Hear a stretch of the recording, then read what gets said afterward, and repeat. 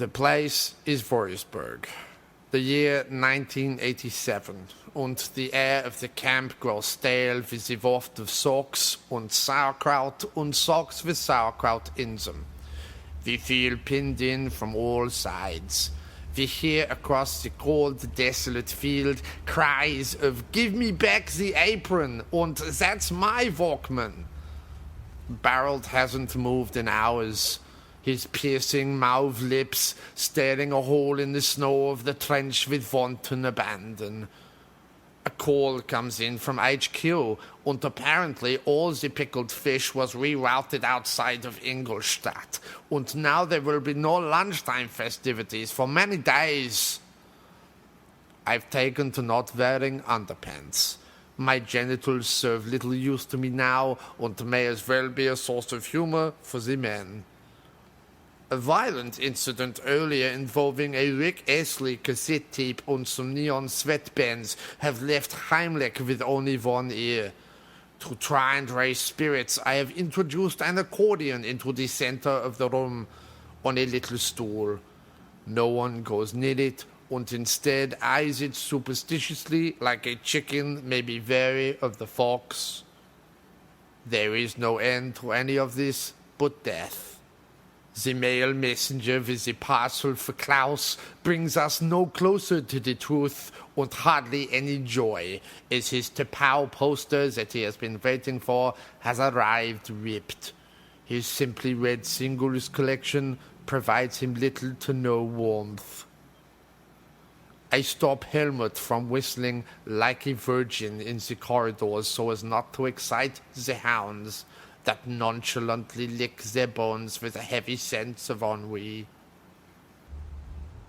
The atmosphere is thick and dry, like the lint I found one day into my belly button after wearing my regimental singlet with 9 undershirt. We chew occasionally on salted beefs that we have been sleeping on, but the food brings us 9 sustenance and 9 cents of well-being. I take to removing all the red stickers from my bargain bin Rubik's Cube. There is nothing here but despair.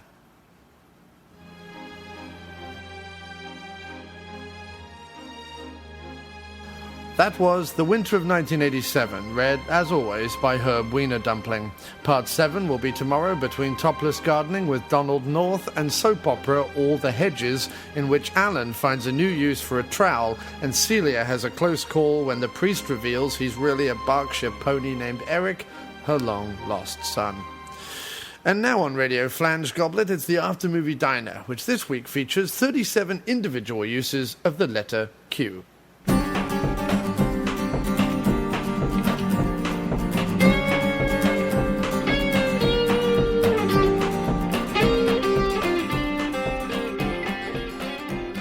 So hello and welcome back to another episode of the After Movie Diner, and this week it's another exceptionally special episode as we have a returning champion back on the show. He's an even bigger international superstar at this point since last he was on.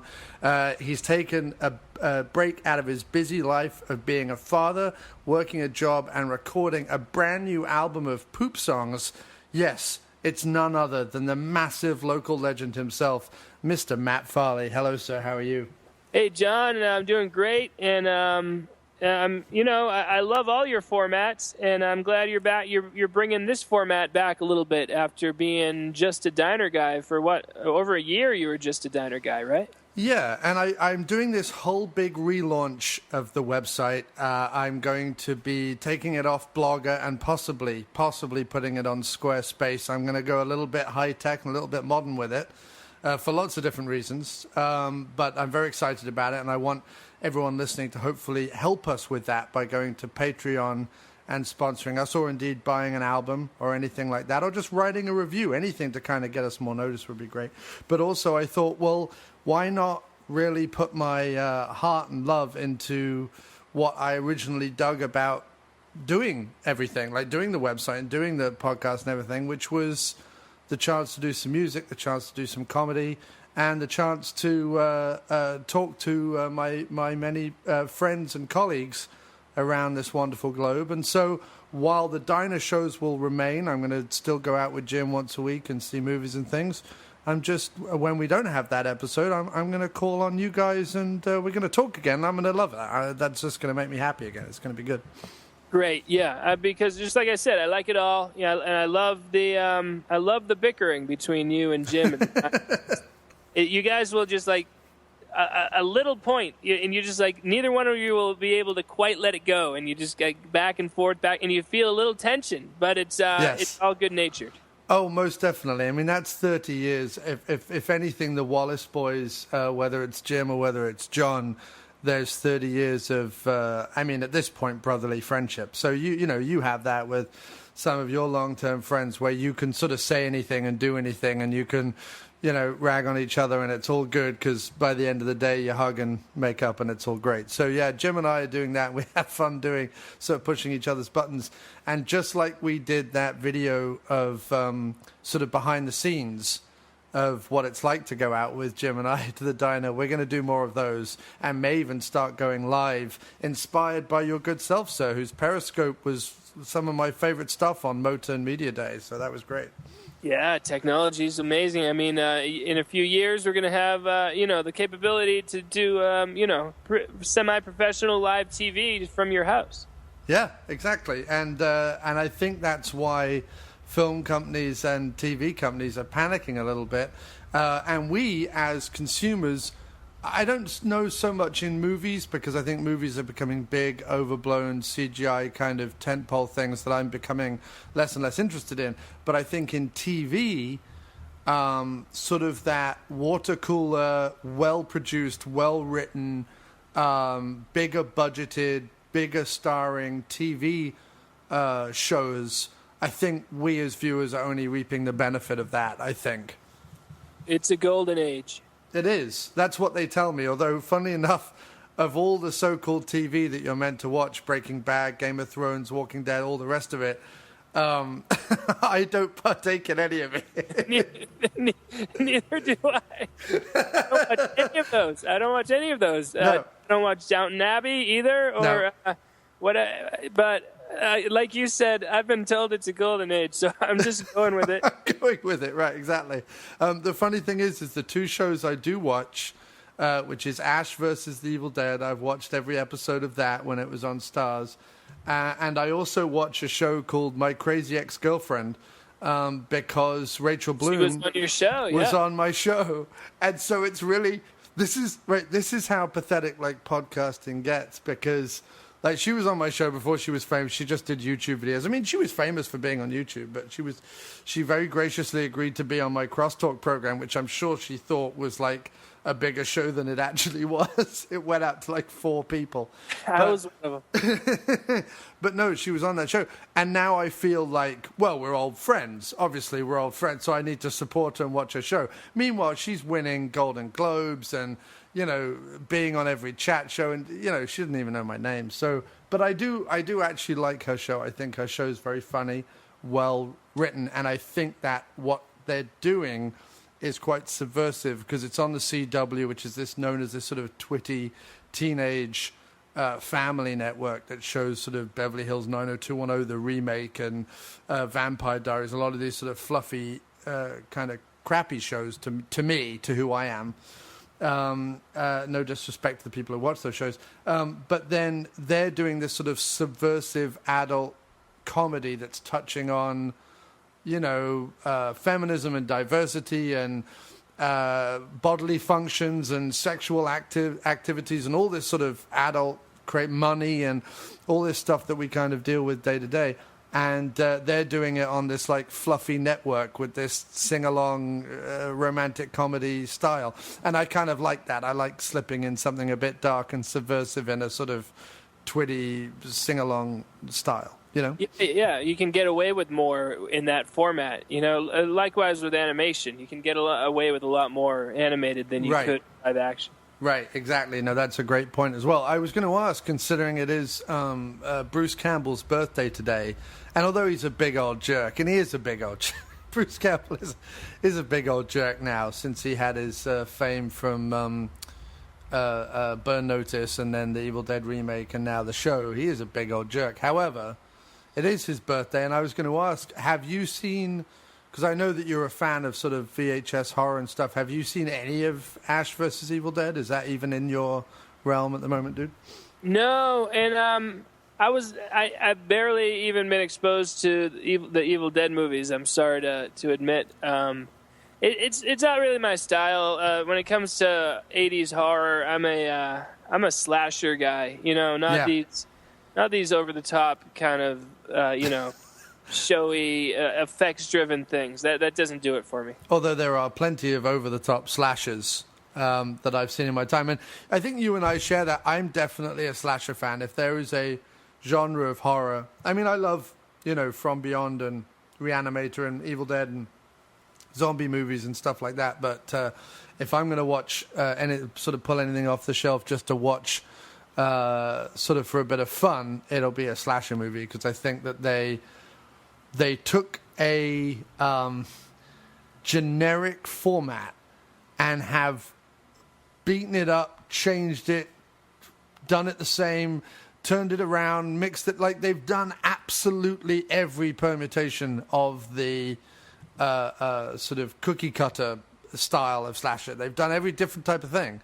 And I'm always impressed by that. Like, if you can take 3 chords to put it into music, if you can take 3 chords and sort of make a million songs with that, as people have done, I find that kind of impressive. Yeah, and likewise, you just have the boogeyman versus the teens, and it's been done in so many different varieties, and I want to see them all. Yes, I know I do as well. In fact, I actually bought a book called The Slashers Compendium or something like that, and my goal, my bucket list, because my life's goals are so menial, that my bucket list is to see every slasher in this book. Yeah, well, I was on another podcast just recently called Hello, This is the Doom Show, and we discussed how there's just something about horror that you just want to see them all in a way that you don't want to see every drama. You're not like, there's no drama fans are like, okay, I just want to go back to the beginning of film and just see every drama. Nobody does that, but it's a very legitimate goal for lots of horror fans. And I guess horror, there's few enough horror movies that it's doable. Yeah, it's almost possible. I have two books, slashers and zombies, and I'm going to kind of work my way through all of them over my entire life. That's the dream anyway. But the other thing I think with slasher that's incredible is I love detective stories. I grew up on detective story. Like, I've always read detective stories. So there's always that element, the like, who done it? Who is it behind the mask? The Scooby-Doo thing, you know? Like, is it Old Man Withers from the arcade that's behind the werewolf mask, or what is it? There's that aspect to it. Then you've got the special effects, because I love special effects. So when they do like some crazy kill or some imaginative thing, or they nail someone to a board with a javelin or something like that, like, I'm always impressed by that. I like it's like a good magic trick, you know what I mean? If you don't see how they did it, it's always fun.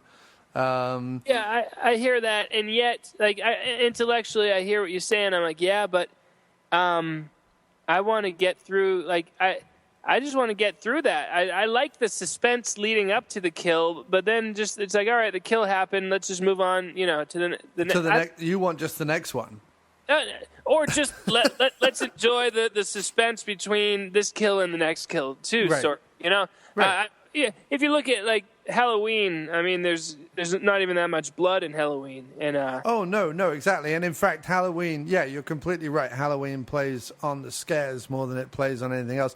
I was talking more once you get into the lower end, like once you pass the sort of Black Christmas, Halloween, but once you get past those ones that have the suspense, and you're down into the sort of night schools and Fatal Games, where it was all about gymnastics and stuff, and when you get to like Aerobicide and these sort of films, that's when you got to give them credit for like Death by Refrigerator or right, yeah, any number of ridiculous things. So I hear you. Yeah, and and even as you get through like the Friday the 13th sequels, like once you get to the Weed Whacker and things like that, I'm kind of enjoying that just for the sheer bravado of it, I think. Yeah, and comedy. And comedy, yeah, of course. Oh yes, the other big news that I wanted to mention, sir, before we go on to review the film, because we have got big news, and that is one of the films that brought you and I together originally, the wonderful Alien Factor, has been given a spanking Blu-ray release. Wow. Can you believe that, sir? From the VHS days of indie Baltimore movies, we now have it on the latest of technologies. Isn't that incredible? That's really awesome. That is really nice. What kind of bonuses are they including? Do you know? Oh, they've got all sorts. I know, obviously, our good friend of the show, George Stover, is sort of the keeper of the Dohler Grail when it comes to behind-the-scenes stuff. And, in fact, when you become his friend, George sends you a little jiffy bag full of DVD-Rs that have this treasure trove of behind the scenes of every Dohler movie and John Waters movie and stuff like that. I mean, I am sitting on some priceless Baltimore-related movie treasures. However, he has delved into his sack of those, and there are some convention appearances. There's a commentary where he personally got together people like Dick Dizelle, who are in the movie, and who's also Count Gordeval, the horror host. And he also got, for the first time ever on any of Don Dohler's stuff, even the documentary, he's not in, Tom Griffith, who plays the wonderful sheriff in that and Night Beast. He is on the commentary. And there's a bunch of behind-the-scenes stuff and some photographs and more George introducing stuff. And George even signed the first 1,000 Blu-ray copies that are ordered. It has a George Stover signature on the back. So it's everything the fans could want and more, really. Yeah, good for them. Imagine that. A movie made, essentially in your backyard in 1978 or whatever year it was. Yeah, I think so. Somewhere around there, yeah. It was just after Star Wars, the first Star Wars release, so 78, 79. And it's still doing its thing, still getting out there. That's it's inspiring. It's inspiring, sir, indeed. And one day we will have the vaulted Freaky Farley on Blu-ray. That will one day become. They'll have it in the Smithsonian. It'll be there behind a glass case next to, I like to think, the Alien Factor. I like to think that those two movies, or Fiend or something, would go very well together. Just sit them side by side in a gold case encrusted with jewels, much as the British have the royal family's crowns and things, which are utterly useless. You can't do anything with crowns. They're too heavy to wear on a regular basis. What did they ever do? All they did was get born. Yeah, they're ridiculous. I made a movie. You made several movies, and I think they should be on display in the Smithsonian for all to see. That is our dream and fervent prayer. But for the moment, I just wanted to celebrate the Alien Factor on Blu-ray. Get your thoughts on it, sir, and see what you think. What do you think? I think that's wonderful. It's like I said, I'm inspired, and it's a different time, because it's amazing that got on, I believe, TBS. I'm pretty sure, or right? Am I right? Superstation TBS. I don't know which TV station it played on originally, but you're right. It made its bones on TV. That's where it became big. It got like national TV exposure. Granted, it was probably like at midnight or later, but I mean, for a movie that unprofessional, and I say that with love. Yes. With a movie that unprofessional, to get that kind of that many eyes on it in a time when there weren't even that many TV stations. Yeah, and Dohler had a career for 30 years. Making movies off the back of it. Yeah, and nowadays to get seen by a lot of people, like even on Netflix, there's a certain quality that you can't go below. And again, this sounds insulting, but I'm below that quality, so it's okay. Both in acting and in technical aspects that you could get away with in the 70s, 80s.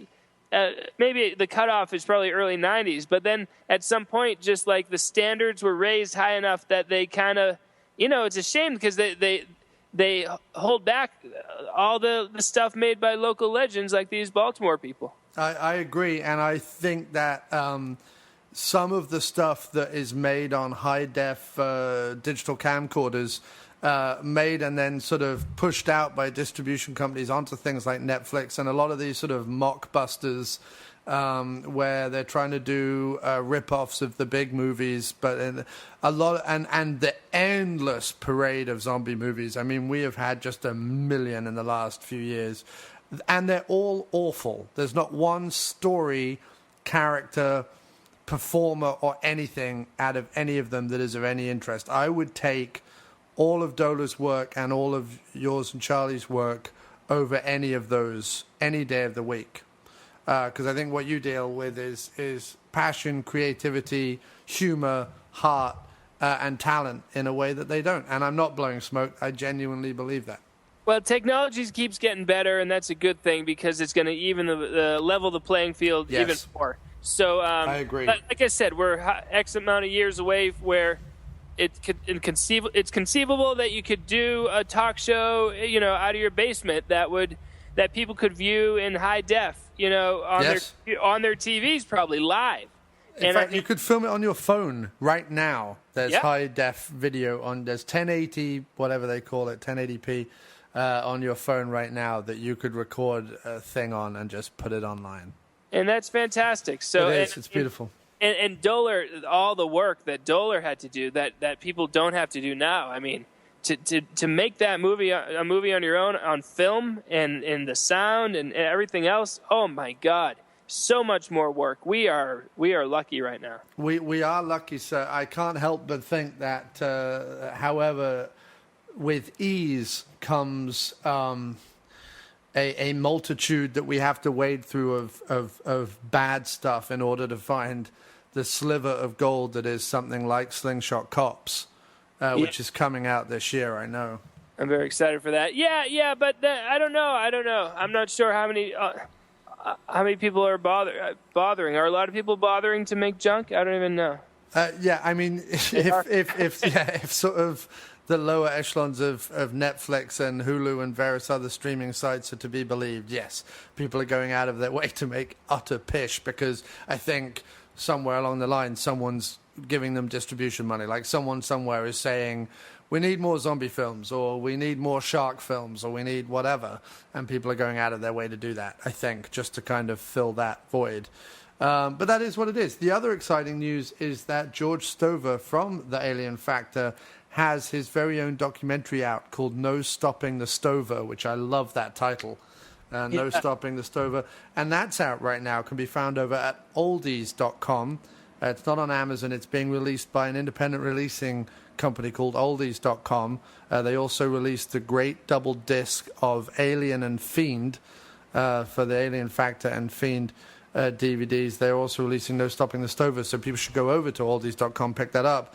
But I am definitely, it got me thinking again, so I am definitely going to make that documentary about you. It's got to happen, and then we're going to release it, and it's going to be huge. Okay, I'm in. Yes. So that's definitely going to happen. I mean, I think my plan always was, as you did the tour with Slingshot Cops, showing it around the place, I was going to try and show up to as many in sort of the New England area as I could and kind of film you and all your pals there and then do some sit-down stuff as well. So kind of start with the release of Slingshot Cops and then go from there, you know what I mean? Excellent. Yeah, well, there's a heck of a lot of very successful documentaries about creative people. And I think my story is just as interesting as theirs, if not more so. Well, then when they build the statue to you, which I think should be the end of the documentary, like at the end of the documentary, all the way through the documentary, you should say there should be a statue of me. And at the end of the documentary, we should somehow get a statue of you. I think that's how we should do it. Yeah. Well, I mean, also, you have access to all my rantings on my podcast. You can grab a lot of good sound bites from those things. Yeah, but I don't want to do too much work. I hear you. Yeah, I mean, No, of course I'll be going back through this. I listened to your episode with Elizabeth today. It was excellent, so it was excellent. I liked it a lot. Nice. Thank you. I listened twice. Yeah, as well you should. I also listened to several old Don Dohler related episodes of my podcast, and it made me yearn for the glory days of the After Movie Diner. So a lot more of those coming in the future as well. In fact, I believe Mr. Stover might even be coming back on the show. So that excites me no end. Yeah, very cool. Okay, so let's delve into the movie that you picked this week, and then we'll answer people's questions at the end. That way they have to sit through the whole thing to hear their names being read out. Do you like my tactic? I feel like I stole that from you or something. You got to suffer. You got to suffer through our rants if you want to hear your name. Right. And we're sort of, you picked, I was kind of surprised by that. Well, not surprised, but like it was an interesting pick from you, I felt, of Scorsese's Cape Fear. And why don't you tell us, first of all, like, where did that pick come from? Because you just tweeted it right back to me. You were like, how about Scorsese's Cape Fear? Where did that come from, sir? Well, it dates back to Saturday night when I was on the couch with my lovely wife, and we were looking for a movie to watch, and I saw Cape Fear on Netflix. And I said, ooh, I like Cape Fear. Elizabeth, you want to watch it? And she said, sure. And we watched it, and I was delighted by it once again. And it was fresh in my mind, and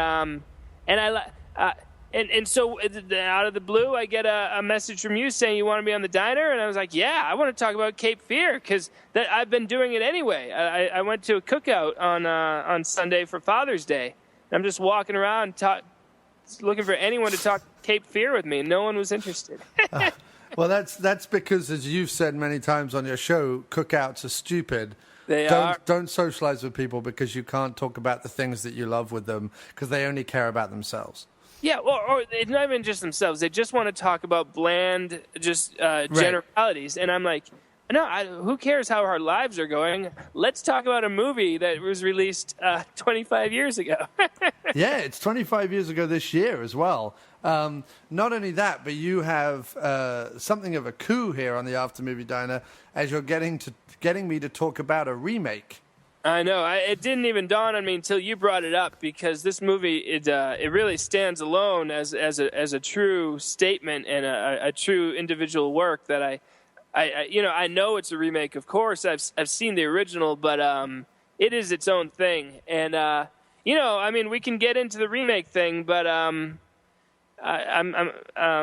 proud. I'm proud to have broken you down and gotten you to talk like this. Yes, indeed. That's exactly what you've done. You have broken me down.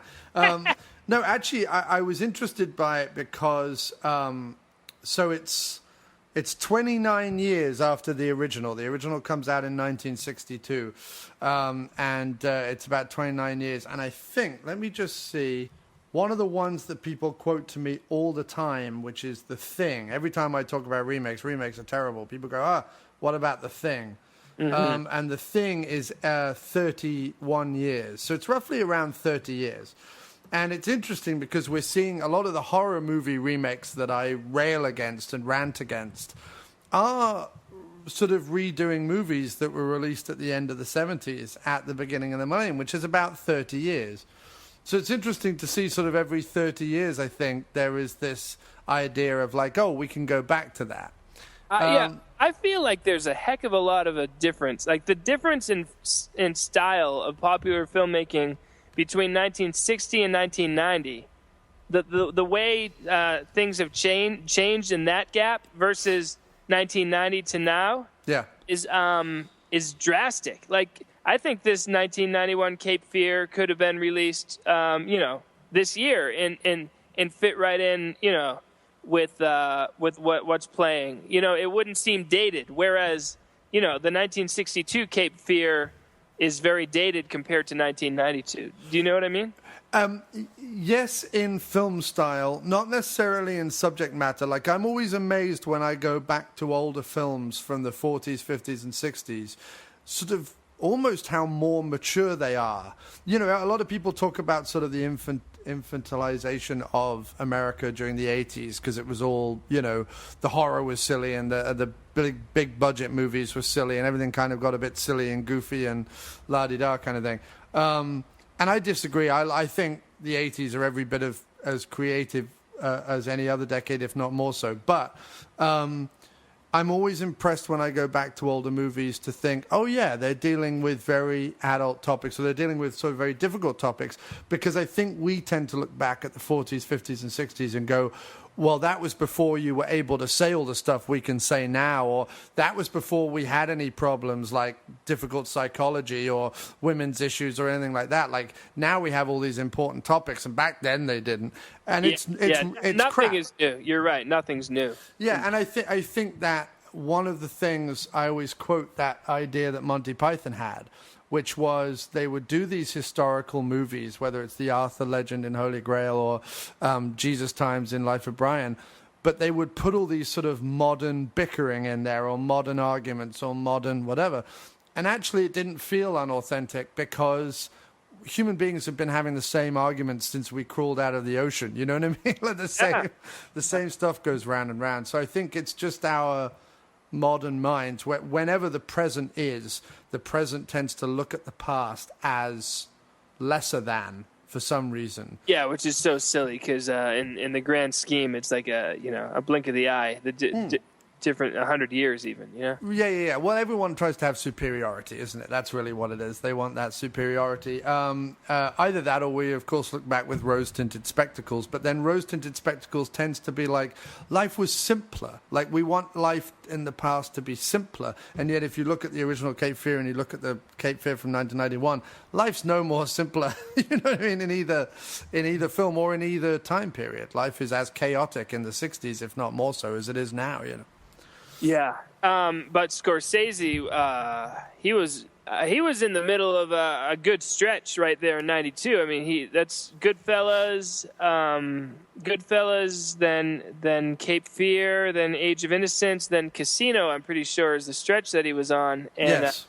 That's pretty darn impressive. It's a great stretch that he's on. And I feel like Cape Fear is overlooked. You don't obviously people talk about Goodfellas a lot and Casino, whereas Cape Fear, it's I like it better. And who talks about it besides us? Nobody, and that's why we're that's why we're better. I'm just going to say it. I'm just going to say it. That's why we're better and superior to everyone else. And I'll say this as well. Goodfellas, I love it. Don't get me wrong. It's a bit long. And I like Casino better than Goodfellas. So do I. I love Casino. I think Casino is a better film than Goodfellas. I think it's got more to say, and it's more fun to see them collapse under their own BS than it is to watch them kind of be celebrated for being thugs. Yeah, the last act of Goodfellas kind of loses me, whereas Casino holds me from start to finish. I'm with it all the way, especially with James Woods with his sleazy mustache and his jumpsuit. I'm all for that. That's my favorite character in there. One other thing for Scorsese's great run, he also did, there was a movie called New York Stories, which I think was 1989, where Coppola, and Woody Allen each did a 30-minute short that was collected in one movie. Have you ever seen it? Yes, I own it. And in fact, it's available very cheaply on Blu-ray from Mill Creek. Yeah, and the other two shorts I'm not a big fan of, but Life Lessons by Scorsese, it's a tour de force. It is really good, and a lot of the kind of camera work that he does in Cape Fear, and it is just whew. Yeah, good. And I feel like of all the DiCaprio ones that he's been doing recently, everyone went crazy over Wolf of Wall Street, but I felt like I didn't like Wolf of Wall Street for many reasons. First of all, it was too long, but also I didn't feel like the main character was condemned enough. It wasn't in any way. Yeah. And in fact, they can say that they were condemning him by showing his excesses, but then the real guy that the movie is based on appears in the movie. And not only paid for that, but also was paid for the script and paid for the story and whatever. So he's making vast tons of cash off this horrendous story about screwing everyone over and treating everyone like crap. Whereas Shutter Island, which I feel is like the Cape Fear of Scorsese's modern run, is by far my favorite. I think, to me, it's Shutter Island and then The Aviator. They're my two favorite of the DiCaprio run. Yeah, I like The Aviator best of that run, but you're totally right. Shutter Island is his Cape Fear of this time. Yeah, meaning he goes back to the Hitchcock. There's a bit of Hammer horror in there. There's, he's throwing in some Italian horror references. Like it's him doing a fun genre film. And as serious as the topics are in Cape Fear, and as despicable as some of the actions are in Cape Fear, you still get the feeling that Scorsese's having immense fun making it. Like delicious fun. You know, it's kind of like, it's like suspenseful and thriller, but it's never like horror because of that. Or, well, I have a theory that all the best art is simultaneously every emotion at once, kind of. It's funny and it's thrilling and it's sad and whatnot. Woody Allen's Match Point is a good example of that, where it's like you're watching it and it's tense, but it's also just like a little funny, and the way people are behaving is they're not going for realism. It's kind of operatic, over the top, heightened. I mean, and with Cape Fear, even just the red color of the sky, of the sunsets in some of those shots. It's like that there's no sky has ever been that red, but it works for this movie. Yeah, he's doing, because I mean, there's always heightened moments in Scorsese. He's king of the montage. You know what I mean? The musical montage with the rock song, and then a lot of sort of stuff going on, and that happens in Casino and Goodfellas and Wolf of Wall Street and Taxi Driver to some extent, although it's a sort of reoccurring dreamlike state that he's commenting on in Taxi Driver. But there's lots of those his movies where he's famous for having a Rolling Stone. The Departed has it, the Rolling Stones track in that. Even Mean Streets, I think. Mean Streets, yeah, of course. So he's kind of famous for these things, which are very filmic and bold. However, something like Goodfellas or something like Taxi Driver or something like Mean Streets is seemingly grounded in a reality. He's not playing with reality in the same way as he is with Cape Fear. And what I mean by that is, like, Cape Fear is he's saying, I am making a movie. Look how much of a movie this is. Yes. Look at this effect shot that I have where we've split the sky so that I can have these brooding red, scary horror clouds coming over this serene Georgian house. Or, here I'm going to do a negative effect, or here I'm going to whip the camera around 360. Like, there's some shots in here which are... And look, obviously Scorsese was making movies long before this, and I'm just saying it's comparable to Sam Raimi's kinetic camera work with the zoom into an item and then they lock the door, or the hand flapping down the blinds on the doors, or the way that the camera spins 360 during the boat sequence at the end. It's a thrill ride. It's a thrill ride. It's everything that a summer blockbuster should be, you know? Yes. It's like Scorsese was like, oh, you want me to make a mainstream thrilling suspense movie? Okay, here you go. You know, and he just went for it. And wow, it is start to finish. The only thing I don't like is the bookend narration by Juliette Lewis. I mean, why do we need this like poetic? Yeah, I don't really get that either. It sort of doesn't start the movie and finish the movie. You know, it's over, and then she's like, "We never talked about it from that moment on." Yeah. And we don't. Shut up! It's over. Yeah, it's not really relevant. And I agree with you. And I think that the other incredible thing about it is it's almost like Scorsese and De Niro, certainly at the point that this was made, had been vaulted high into the upper echelons of like movie lore or movie legend. In other words, De Niro was this incredible method actor and Scorsese was this incredibly important film director. And it's almost like Scorsese and De Niro looked at each other over dinner and went, let's make a movie in which we both just go bananas. Yes. You know what I mean? Yeah, I mean, it's so over the top when he's in the when he's in the movie theater smoking his cigar and laughing. I mean, it can't be at all taken realistically. It's just like this is just pure popcorn fun at the movies, and I like that. I like it a lot because you it's like a thrill ride. There's moments where you're jolted, but the next minute you're kind of like giggling.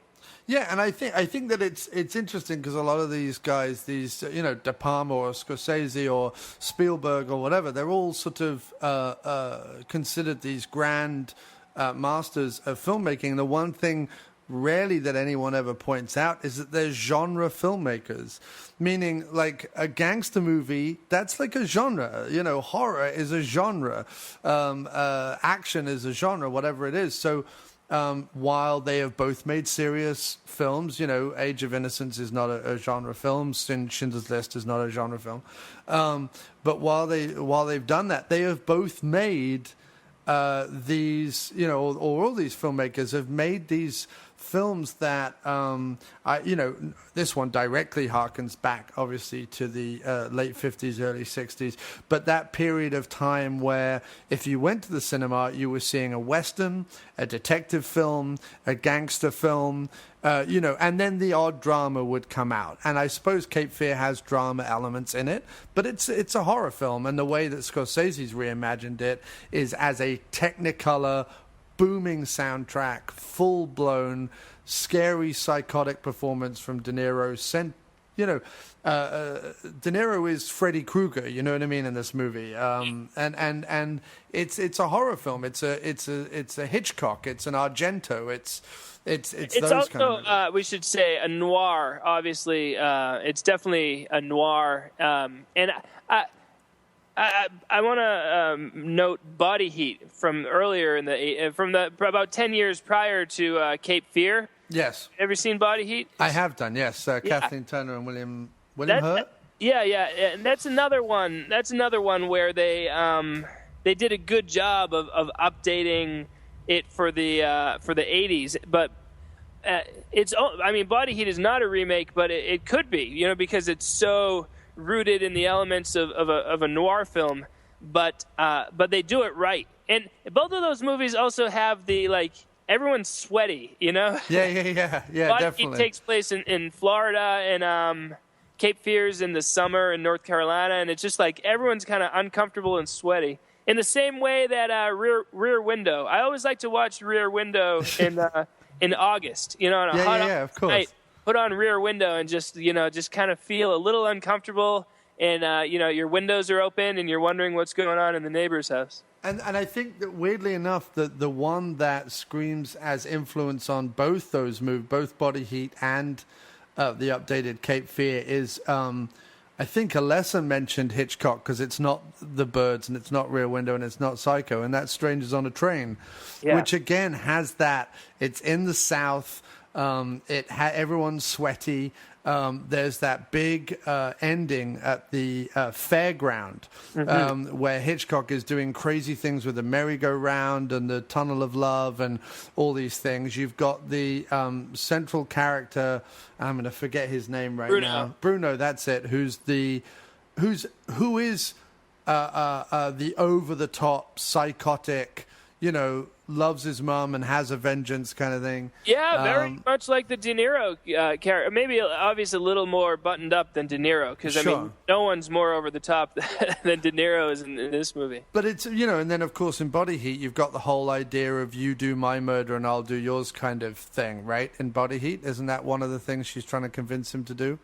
I don't remember the plot. I just remember knowing that it was fantastic. I've seen it a couple times, but it's been a few years. Yeah, I think she's trying to convince him to do away with her husband or something like that. I think that's part of Body Heat, which is also kind of the through line of Strangers on a Train.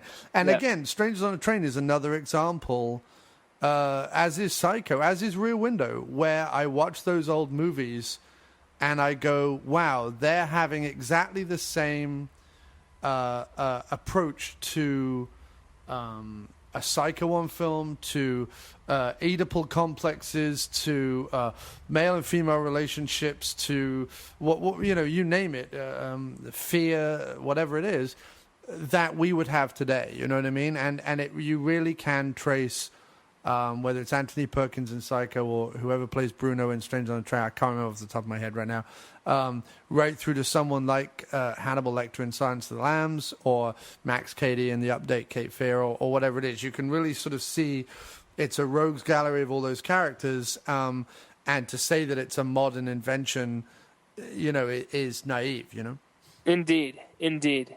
Body Heat, like I said, is not a remake as far as I know. It's an original, but I mean, it's basically just plucking all your favorite elements of those movies into an original script. And then Cape Fear is a remake, and but they could have just as easily said, let's make a movie about a criminal taking revenge on his lawyer, Yeah, and in fact, it's not a remake. So I don't know. Like, I guess for the sake of branding, you call it Cape Fear, and you get a lot more press because people remember the first Cape Fear. There's that, and then I guess in terms of honesty, if you're going to make a movie like that, you're either just stealing elements without giving credit, or you're giving credit. You know what I mean? Yeah, completely. And let's have the remake thing very quickly, just so that people because people are like, well, wait a minute, John's railed against remakes, and if anyone posts now, because they're doing a remake of It, and they're doing a remake of a whole bunch of stuff, Death Wish, they're doing a remake of Death Wish and various other things, and every time anyone posts anything about it, I just post no, ! Or fuck off or something. I'm just rude about it at this point. It's my fault. John was very nice to do this episode, but I apologize. I should have thought twice. No, but let me explain. So I think when it comes to remakes and retellings, because look, every time someone does a Sherlock Holmes story, whether it's Peter Cushing, that I dearly love, or whether it's Robert Downey Jr., which I also enjoyed, because they're two different takes on the same thing, they're remakes. When anyone makes a Shakespeare story, they're remakes. When anyone makes, they say there's only 3 or 4 stories in the world. There have been plenty of Strangers on a Train type stories where the femme fatale asks the guy, dupes the guy into doing something he wouldn't normally do. You know what I mean? That's a story. That's been played out multiple times. Yeah. And it comes down to one very simple thing for me when it comes to remakes, and that's intention.